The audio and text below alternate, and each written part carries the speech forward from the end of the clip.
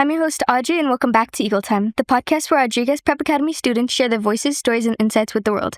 We're coming to you straight from beautiful sunny San Bernardino, California, and today we've got a show you won't want to miss with a very special guest. And I'm Jocelyn, and today we'll be interviewing a special guest, Miss Noëlle Lilley. Welcome to the podcast. We know that you grew up in the Inland Empire. Can you briefly tell us your story? Yeah, thank you guys so much for having me. I grew up in sunny San Bernardino too, just like y'all, 30 Dino. So I'm excited to talk to people from San Bernardino. I grew up and went to Cesar Chavez Middle School and Arroyo Valley High School, both in San Bernardino. And from a young age, I always knew I wanted to tell stories. I always liked reading books. But my mom said I talk too much to be a librarian. So I knew that wasn't going to work. But eventually I found out about a job called a journalist where you get to interview people. And I thought that seems perfect. You get to just talk to people and you get paid to do it. So from a young age, when I was around the time of, about y'all's age, I was volunteering in the community and just looking for ways that I could learn more about writing and filming and taking kind of like what you guys are doing, a podcast class, doing like yearbook class and newspaper class and stuff in school and just learning more about it. Miss Noëlle, have you ever been nervous while on camera? Yeah, I still get nervous while on camera, even to this day, and I've been doing it for years now. I think nerves are good. It just means that you care. And so I definitely still get nervous. Something that happens to me sometimes that I will jokingly say is like right before, as we call it, going live, which is when you're on live TV and you're reporting on, say, like a fire or a robbery or something, and you're live at the scene and it's right there behind you.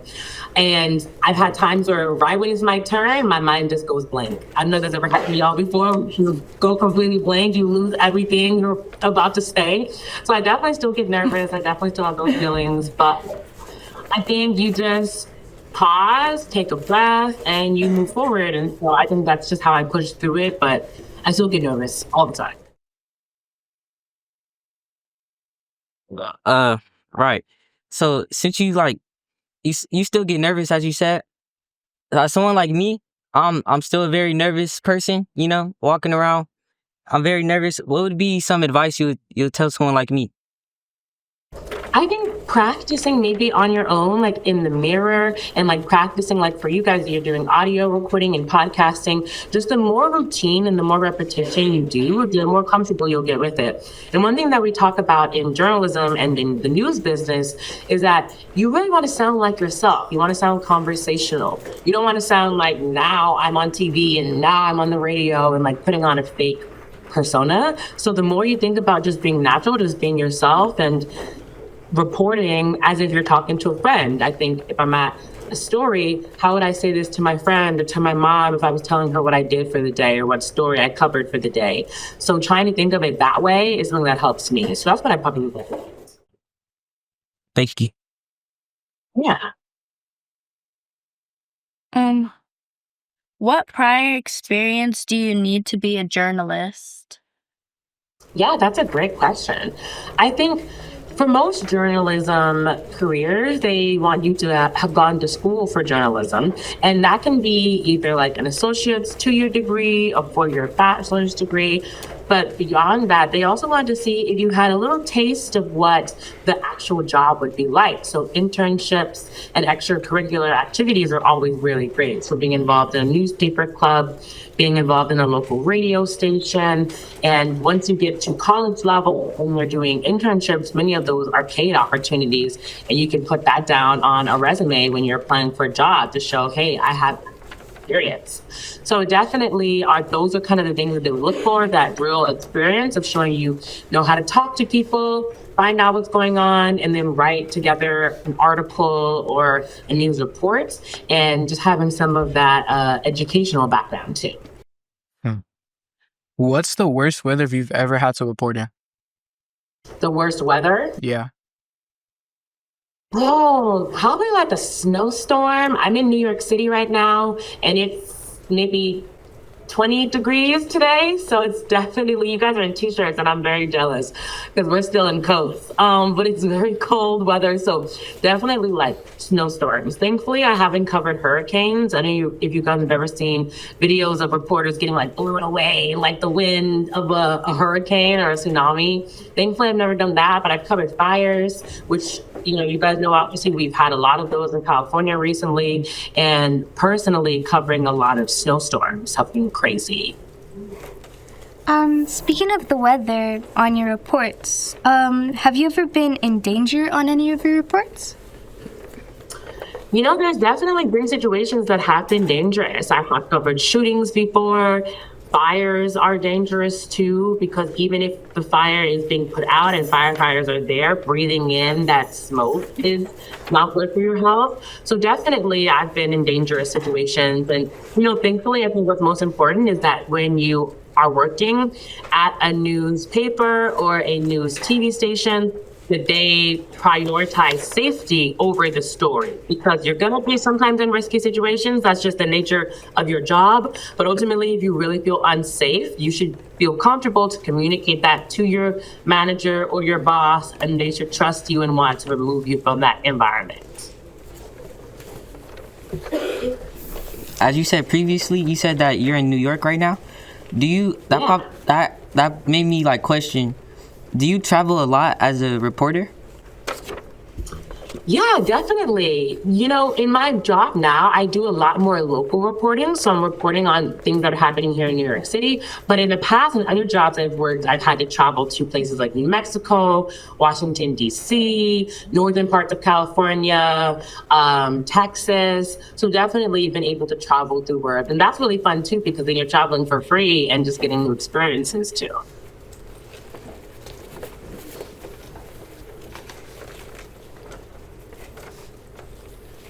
What was one of the most terrifying things you've had to report before? Most terrifying thing.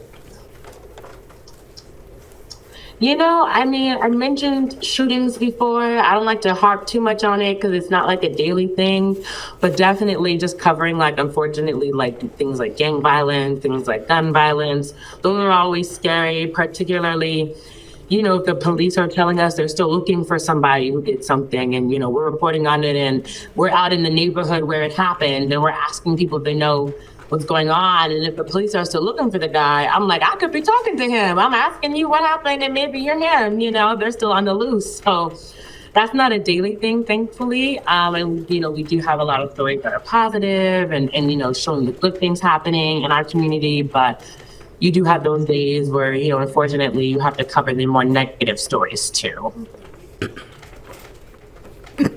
How do you deal with critics? That's a good question, because definitely that is something that you experience, especially in my particular job. As a reporter and a journalist, you can write for a paper and be kind of behind the scenes. You can also do what I do, which is on camera reporting, and so everyone sees you. And that can be a little more challenging because people definitely can be mean online. People can definitely comment things on your social media, and, they look at us on TV and they think that, we're not a real person behind, the account that they're commenting on and things like that. So I think dealing with critics is kind of just keeping, I just tell myself they don't know what it's like to do what I do. So, sometimes if I even respond, I'll be like, well, you come do it and let me see you try, and I know what my day-to-day job is like, and I know that no one else from the outside looking in knows that. So I just don't let it affect me because, they can't imagine what the job is like unless they're in it. And usually those people commenting and having such strong opinions are not the most informed. So, what type of family traditions do you have? Family traditions. My family, we like to get together a lot. Not, specifically related to my job or anything like that. But yeah, we definitely like to spend holidays together. I still come back to California a lot, even though I'm on the East Coast. So I try to visit family. I just had a niece. So yeah, I'm definitely very close with my family. Well, we're gonna finish it off here. For our last question, what would you say is one of your most favorite parts about your job? I think my favorite part about my job is definitely getting to connect with people and getting to feel like I made a difference in someone's life. Because a big part of working as a reporter is you're talking to people when they're going through tough situations. As an example, I interviewed a family whose house had burned down in a fire. And in New York City, the law is that if the fire was not your fault, the city is supposed to support you with housing until you can find a permanent place. And they were struggling to get the city to do the right thing, give them the support they were supposed to. So I did a story on it, reached out to the local city government, and we were able to get them help. And it made such a difference to them. And they still will text me here and there, just letting me know how they're doing. And it feels like there's so many problems in the world when you look around you. So to be able to just make a small difference for even just like one family, that makes you feel like you're helping, at least in a small scale. And you know, that's really how change starts, is starting in the community that you're in and with the people around you. So I think that's probably my favorite part about my job. Well, thank you so much for joining us. And one last thing, we were wondering if you would like to be on an actual podcast episode. Yeah, absolutely. I would love to. Thank you guys for having me and, you know, inviting me back. I would definitely love to come back. Well, is there anything else you would like to share, and how could people find you? I mean, a little bragging. I wanted to show you guys my Emmy. Richard was there. I was going to show it to him, but I just wanted to show you guys. So, like, some of the things you can accomplish in journalism if you work hard and pursue your dreams. And you guys can definitely stay in touch with me on social media.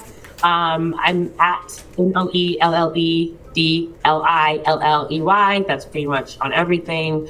And I can share my email as well. I think Mr. Andrew has it. But yeah, you can include that in your show notes or whatever. And I'm happy to talk more on the phone or by email with anything else. If you guys have more questions about journalism and, you know, pursuing that, I would love to see more people from my hometown do this kind of career. Well, thank you so much yet again, and that was Eagle Time. Thank you so much. Eagle Time. You hear it? It's coming. Eagle Time, Eagle Time, Eagle Time, Eagle. Eagle Time, Eagle Time, Eagle Time, Eagle Time, Eagle Time, Eagle Time, Eagle Time, Eagle. Eagle Time, Eagle Time.